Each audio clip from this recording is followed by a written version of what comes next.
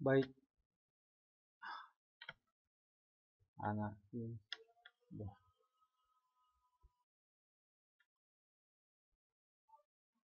Baiklah anak didik kami, kita akan membahas tentang pertumbuhan dan kualitas penduduk. Pertumbuhan penduduk itu adalah perkembangan kependudukan yang dipengaruhi oleh 3 faktor. Pertama, kelahiran atau disebut dengan natalitas. Kemudian kematian disebut dengan mortalitas. Kemudian perpindahan disebut dengan migrasi.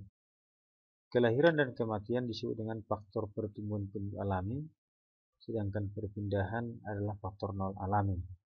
Kenapa kelahiran dan kematian disebut faktor penduduk alami? Karena adalah sesuatu yang terjadi. Begitu ada kelahiran pasti ada kematian. Tapi kalau perpindahan belum tentu.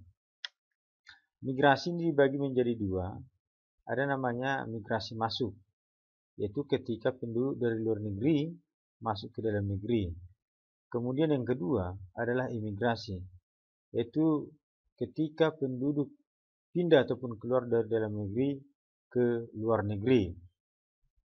Untuk menurunkan tingkat pertumbuhan penduduk, pemerintah telah memprogramkan yang namanya keluarga berencana. Kenapa?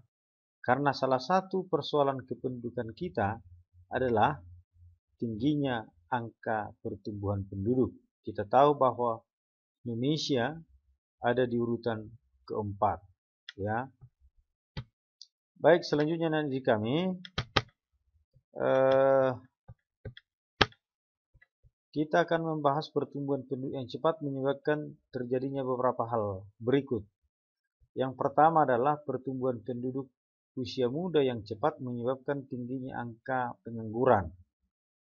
Ya, minggu lalu sudah kita bahas itu, ya, usia produktif dan usia non produktif. Ya, usia produktif itu adalah usia 15 tahun sampai dengan 64 tahun ke 64 tahun. Sedangkan yang non produktif adalah usia 0 sampai 14 dan di atas 65 tahun. Kemudian yang kedua, persebaran penduduk yang tidak merata.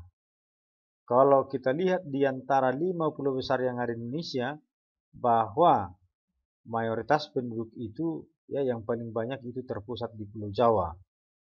Ya.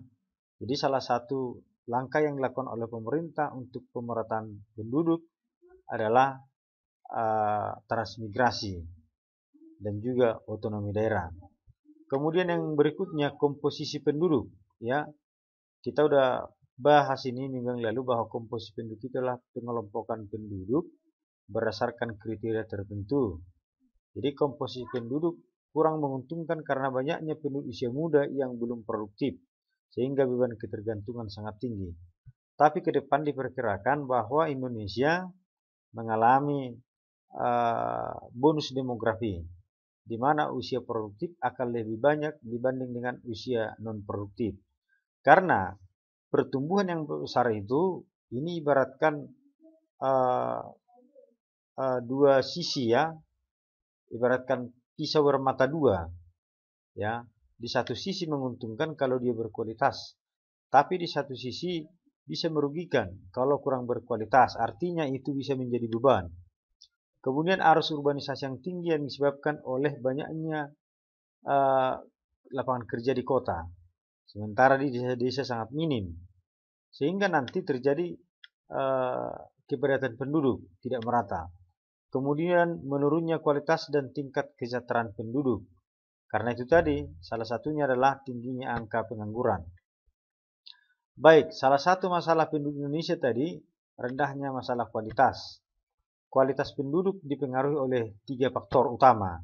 Salah satunya adalah tingkat pendidikan, yang kedua tingkat kesehatan, yang ketiga tingkat kesejahteraan atau tingkat pendapatan per kapita masyarakat yang masih sangat rendah.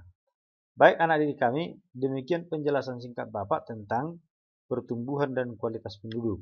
Silakan disimak video ini, kemudian nanti ada tugas, silakan dengan membaca buku referensi ataupun paket, silakan dijawab ini. Jelaskan upaya-upaya yang dilakukan oleh pemerintah dalam meningkatkan kualitas penduduk, khususnya melalui bidang pendidikan, kesehatan, dan kesejahteraan.